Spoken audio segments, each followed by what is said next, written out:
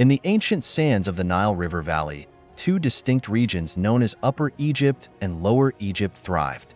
Upper Egypt, in the south, was characterized by its narrow strips of fertile land along the Nile, flanked by desert cliffs. Its inhabitants were known for their fishing and farming, with the Nile serving as their lifeblood.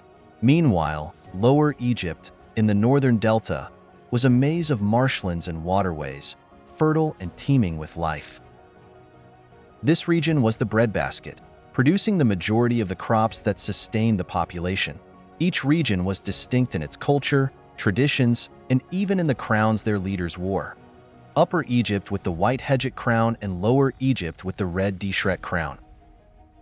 However, around 3100 BCE, a monumental shift began under the leadership of a warrior known as Narmer, also called Menes. He envisioned a unified Egypt, where the resources and strengths of both regions could be consolidated for the glory and prosperity of one nation. According to legend, Narmer led a series of successful military campaigns that culminated in the decisive victory over Lower Egypt. This victory was symbolically represented by the Narmer Palette, an artifact that shows Narmer wearing the crowns of both Upper and Lower Egypt, signifying the unification. With the unification came a new age of Egyptian culture and governance. Narmer established the first dynasty and laid the groundwork for the Old Kingdom, a period marked by remarkable architectural and cultural achievements, including the building of the pyramids.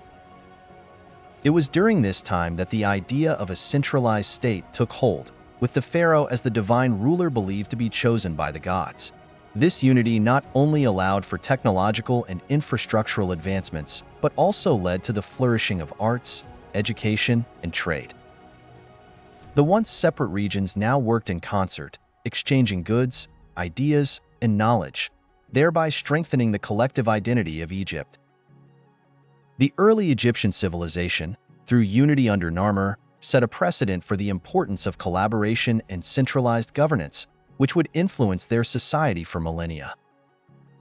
The blending of Upper and Lower Egypt into a single, powerful entity paved the way for one of the most iconic civilizations in human history, leaving an enduring legacy of strength, culture, and innovation.